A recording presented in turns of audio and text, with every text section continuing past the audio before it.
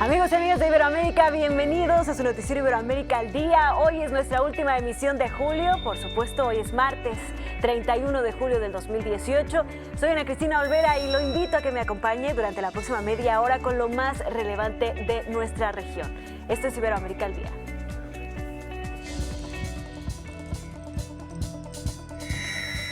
En Suiza se realiza una reunión internacional ante el posible aumento de aranceles en el sector automotriz por parte de los Estados Unidos.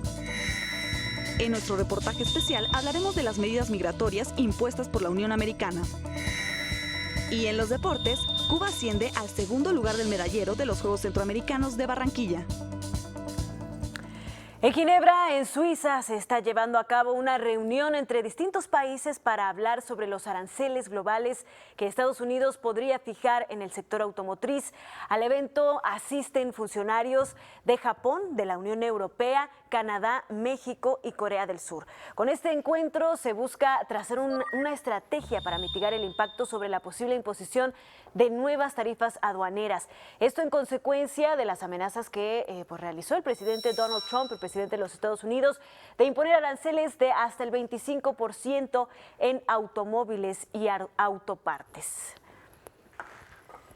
Y para ayudarnos a entender un poco más esta reunión y las consecuencias que podría tener no solo la reunión, sino la misma imposición de los aranceles al sector automotriz por parte de los Estados Unidos, agradecemos mucho, nos tome la llamada Luis Fonserrada, él es analista económico. Muchísimas gracias, Luis Fonserrada, por esta comunicación para Iberoamérica al día. Con mucho gusto, Ana. Buenas tardes, ¿cómo estás? Platícanos desde tu perspectiva cuál es la relevancia de esta reunión que se realiza entre algunos de los países que serían mayormente afectados si se impusieran aranceles a las autopartes y al comercio de automóviles en general, y que además algunos también ya se están viendo afectados por los impuestos, por ejemplo, al acero. Sí, por supuesto. La verdad es que el que aparezca un impuesto a la importación de automóviles de 25%, como lo ha planteado el presidente Trump, realmente sería grave. Sería muy... primero, tendría un efecto muy serio entre el público en Estados Unidos. Sí. Es decir, los consumidores americanos sufrirían un incremento de 25% de los autos. Claro. Esto ya de por sí es grave. Junto a esta industria, por la importación de autos que hay, tan grande en Estados Unidos, hay una enorme cantidad de actividad económica adicionalmente vinculada a los autos, importados o no importados. Entonces esto también tendría un efecto muy negativo y una pérdida importante de empleos en Estados Unidos, porque al encarecerse tanto los autos, pues no podrían comprarse y se reduciría muchísimo el efecto. Así que en el mismo Estados Unidos tiene un efecto muy fuerte. Por supuesto, en Canadá, en Europa, en Japón y en el mismo México, ese incremento tan fuerte, pues es 25%. Los precios de los autos importados se incrementarían en 25%.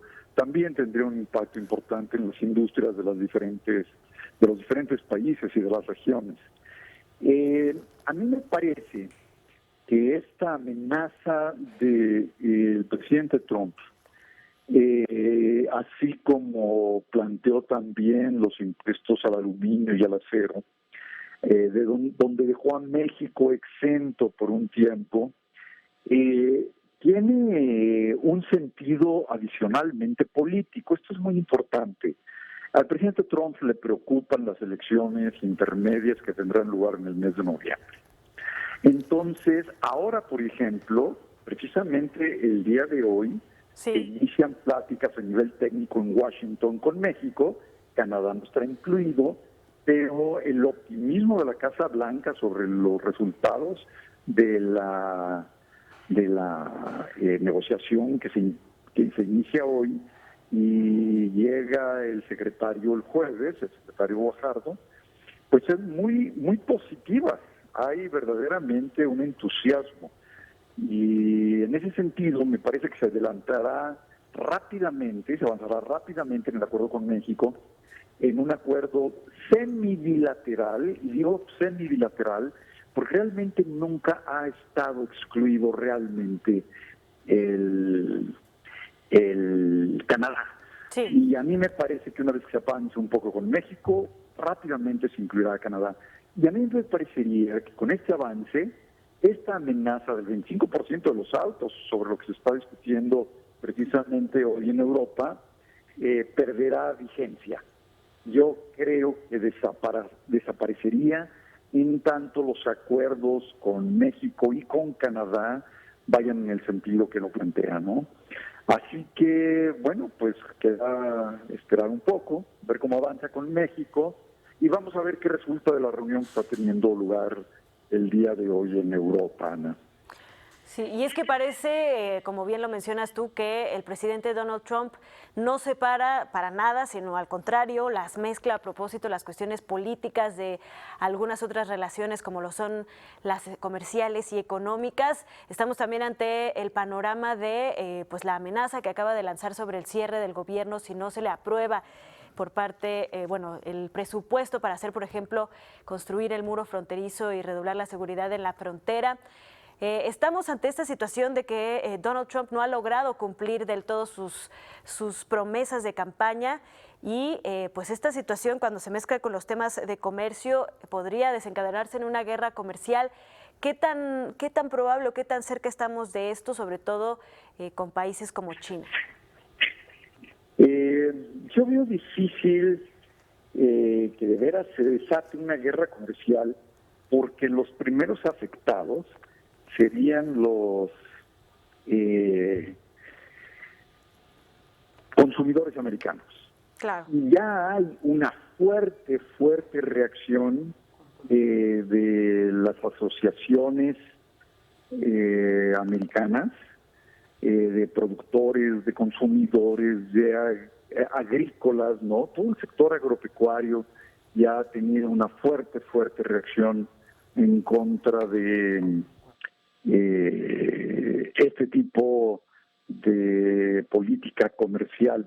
Me parece que también está vinculado a este proyecto político de tratar de, porque con las elecciones de noviembre, él lo que está buscando es lograr la mayoría en la Cámara Baja, en la Cámara de Diputados.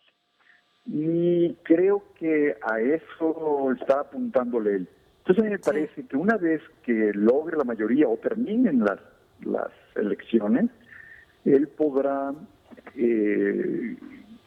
pues bajarle el tono a sus amenazas, me parece, y en general volver a un discurso ya más práctico, más pragmático, sobre un acuerdo comercial bilateral con otros países y trilateral en nuestro caso. Así que, pues, esperemos que le vaya bien las elecciones de noviembre para que no tenga reacciones absurdas que puedan afectar de manera grave el comercio y la actividad económica americana. Sin embargo, sí, no sé si tengas la misma percepción o visión, pues con estas amenazas, por lo menos lo que ha logrado sí ha sido como un despertar de ciertos países y de ciertas áreas en cuanto a comercio para buscar opciones, para ver otras perspectivas, otras posibilidades, otras alianzas, como el mismo hecho del Tratado de Asociación Transpacífico, etcétera. ¿Crees que esto ha sido así? Sin duda. Tanto la Alianza Transpacífico como TPP, como otro tipo de cosas que otros acuerdos, otro tipo de arreglos que se empiezan a pensar y a sugerir, esta cooperación internacional, comercial, industrial y de otro tipo de sectores y otro tipo de elementos, yo creo que empiezan a surgir de manera muy importante. En ese sentido, pues creo que ha sido positivo. Claro.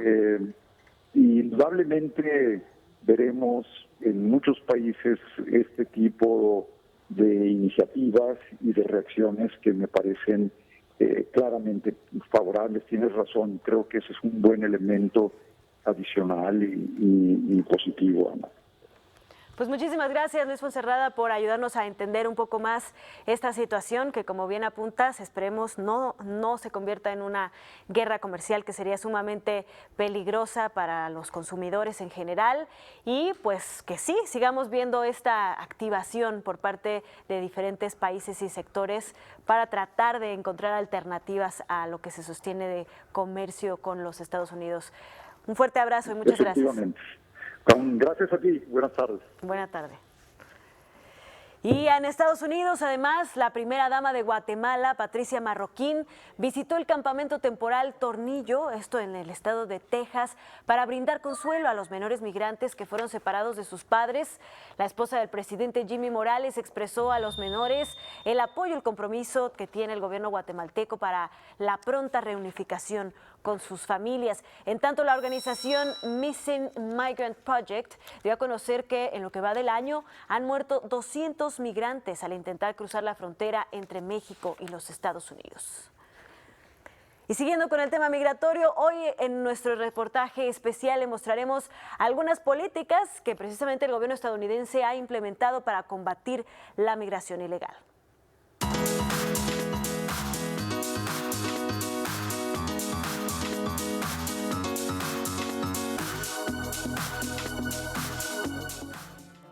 Con el Pacto Mundial de Migración, firmado el 19 de septiembre de 2016, los países se comprometen a proteger la seguridad, dignidad, derechos humanos y libertades fundamentales de todos los migrantes. Esta iniciativa fue respaldada también por el entonces presidente de Estados Unidos, Barack Obama, en Nueva York. Un año después, con el cambio de administración, Estados Unidos anuncia su salida de este acuerdo migratorio por ir en contra de las políticas del nuevo presidente Donald Trump. Para la nueva administración, la migración ilegal trae crimen, vandalismo y pérdidas económicas, por lo que se considera una amenaza para su nación. Con ello viene un gran número de restricciones migratorias para muchos países, en especial México, vecino de la potencia americana y el país de donde provienen la mayor parte de los migrantes. Entre las principales medidas migratorias está la construcción de un muro fronterizo a lo largo de 3.200 kilómetros. Para iniciarse este proyecto es necesario que el Congreso lo apruebe, pero a pesar de la presión por parte del presidente americano,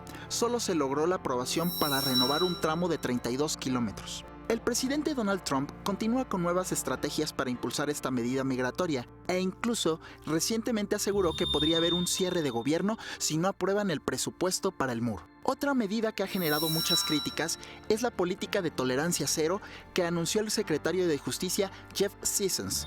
I have put in place a zero tolerance policy for illegal entry on our southwest border. If you cross the border unlawfully, then we will prosecute you. It's that simple. If you smuggle illegal aliens across our border, then we will prosecute you. If you are smuggling a child, then we will prosecute you. And that child may be separated from you as required by law.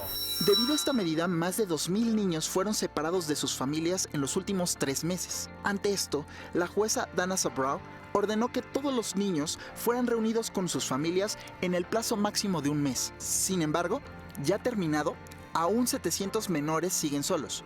El gobierno americano insiste en que estos niños fueron clasificados como no elegibles para regresar con sus familias por diversas causas. Algunas van desde que sus padres tienen antecedentes criminales, padecen alguna enfermedad contagiosa, no han sido localizados o fueron deportados. Por otro lado, el Departamento de Estado de la Unión Americana les otorga nuevas herramientas a los funcionarios migratorios para negarles la entrada a ciudadanos mexicanos o expulsarlos del país. De esta forma, los que soliciten una visa de turistas y llegan a inscribirse a una escuela o trabajar en su estancia, serán expulsados automáticamente. Por todas estas nuevas medidas de Estados Unidos, se anunció su salida del Pacto Mundial sobre Migración y ahora no garantizan cuidar los derechos ni libertades de los migrantes ilegales. Para Iberoamérica al Día, José María Merlo. Gracias, José María. Y desde Sao Paulo, Brasil, nuestro compañero Luis Gavino de la Agencia Informativa de Educación de México nos envía esta interesante nota sobre cómo la música mexicana, en especial el mariachi, ha trascendido las fronteras. Veamos de qué se trata.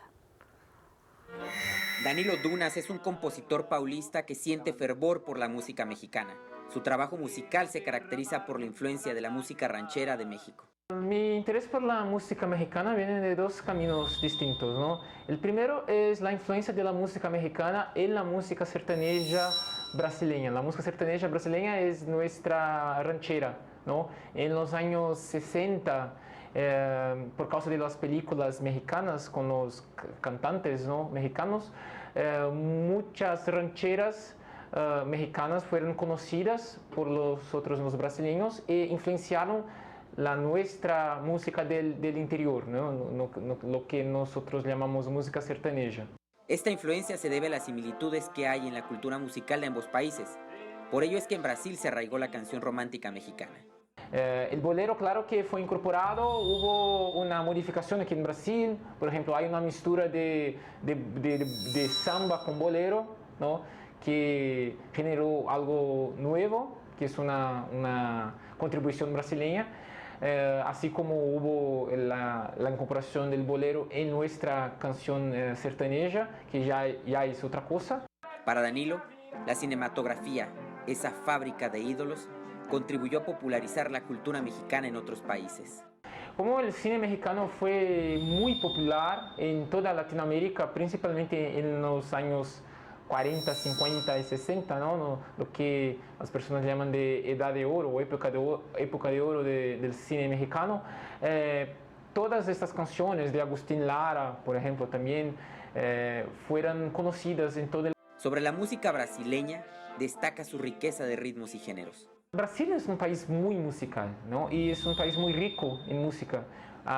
Desafortunadamente, mucha gente fuera de Brasil solo conoce el samba, ¿no?, o bossa nova. Entonces, para ellos, la música brasileña se resume solo a esto, ¿no?, samba y bossa nova. Pero nosotros, bueno, Brasil es un país continental, ¿no? Entonces, en cada región de Brasil nosotros tenemos un tipo de cultura y de música.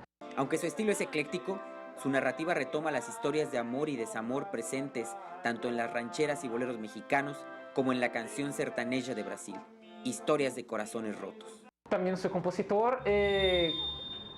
Me gusta mucho hablar de las grandes emociones, de cosas dramáticas, ¿no? Entonces, la canción mexicana me influenció bastante, ¿no? Por eso, porque cuando hablo sobre los hombres traicionados, las mujeres vengativas, todo eso está presente en mi obra, ¿no? Y por supuesto que la música mexicana, como habla de eso, todo también influenció mi trabajo, ¿no?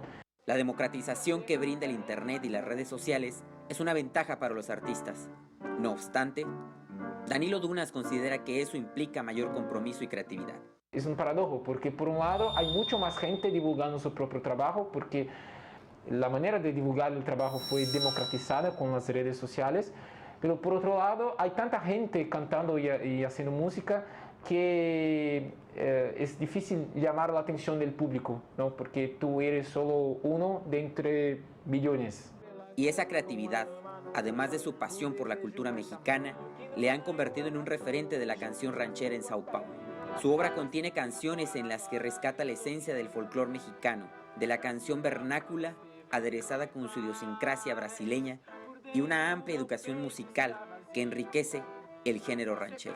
Perdone con él, por eso no cambio de disco, que mi calavera despierte en Jalisco, en Día de Muertos, oyen de mariachi.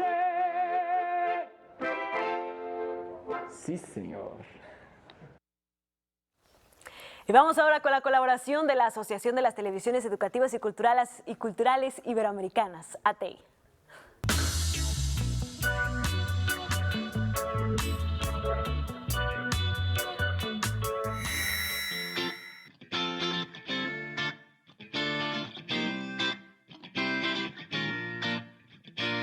Estamos en un tiempo convulsionado en donde la emergencia de tantas plataformas, pantallas, la segmentación de las audiencias y la atomización de la pauta publicitaria han generado unos cambios muy interesantes en los consumos audiovisuales, en la manera de distribuirlos, en la manera de acceder a ellos, de monetizarlos.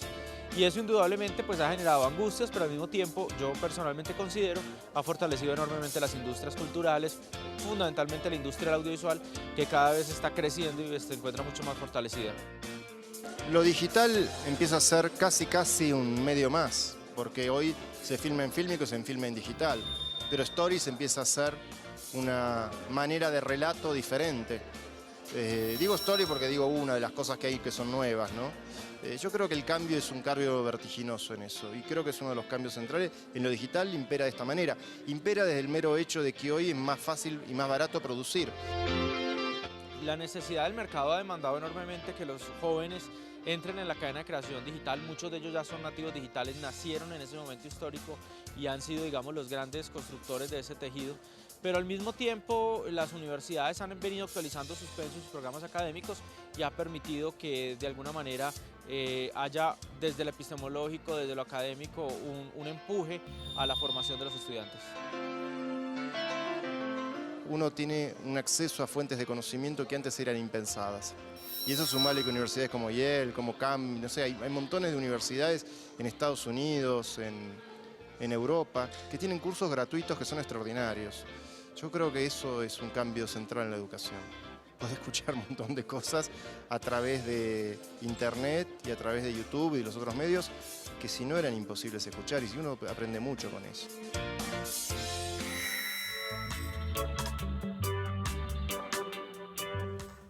También les presentamos una cápsula que nos envía la Organización de las Naciones Unidas sobre la situación en Egipto tras la primavera árabe.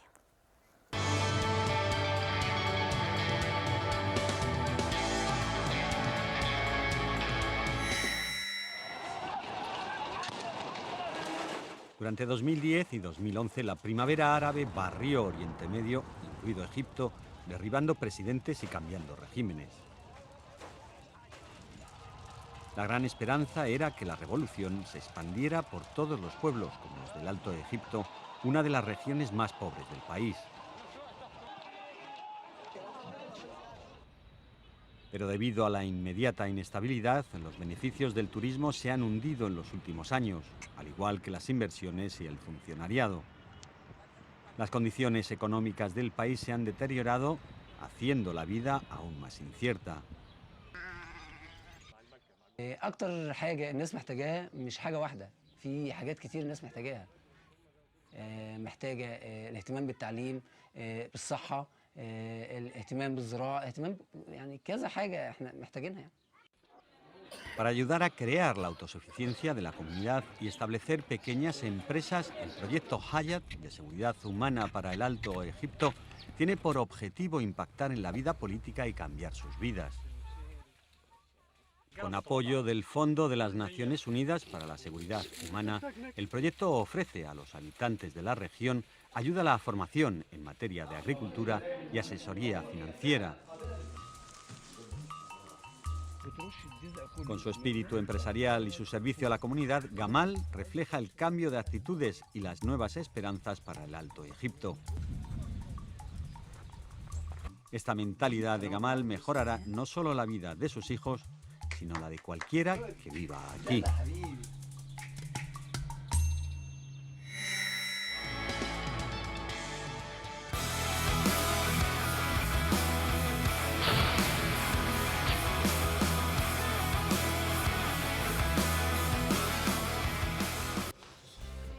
Ya estamos aquí de vuelta en Iberoamérica al Día, un placer estar con ustedes. Vamos con la información deportiva. Yo soy Jorge Rubio y agonizan los Juegos Deportivos Centroamericanos y del Caribe Barranquilla 2018. Nos quedan 4 días de competencias y México sigue mandando en el medallero. Precisamente hay que hablar de este país que ayer vio cómo se sumaba una nueva medalla de oro a su cuenta tras el triunfo de la selección femenina de fútbol en la final que enfrentó a su similar de Costa Rica. Las chicas se fueron al frente en el marcador con un penal anotado al minuto 15 por Caterina Alvarado, pero en 5 minutos las mexicanas sentenciaron el juego al 59 Charlín Corral, empató al 61 voltereta de Kenty Robles y 60 segundos después el 3-1 definitivo por pierna de Caitlin Johnson. Esa no fue la única presea dorada para los aztecas, ganaron un total de 12 superando la centena. Fue la gimnasta Ruth Castillo quien le dio a México la medalla número 100 de oro en la prueba de masas de gimnasia rítmica. Por su parte, Marina Malpica ganó 2 áureas en gimnasia rítmica olímpica en aro y pelota.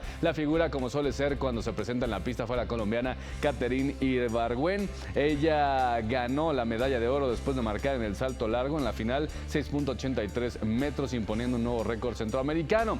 Cuba ya subió al segundo lugar del medallero. En el tiro deportivo ganó oro, al igual que en esgrima, lucha grecorromana, decatlón y gimnasia rítmica. Venezuela quiere mantenerse en los primeros 5 lugares y lo está logrando. El judoka Samuel Lameda y la luchadora Betsabe Argüello se consagraron campeones centroamericanos. Eso pasó este martes. Fidel Vargas y Fernando Jorge de Cuba, así como el equipo cubano de canotaje, ganaron la medalla de oro. Mismo caso para el representativo mexicano, pero en la prueba K2 1000 metros. La mexicana Nuria Diosdado se llevó la gloria en natación artística en solo libre, consiguiendo su segundo oro de la competencia. En el tiro con arco compuesto femenil tuvimos una gran final que se definió hasta la última flecha. Ahí México se quedó con la medalla de oro al superar por solo un punto a Colombia.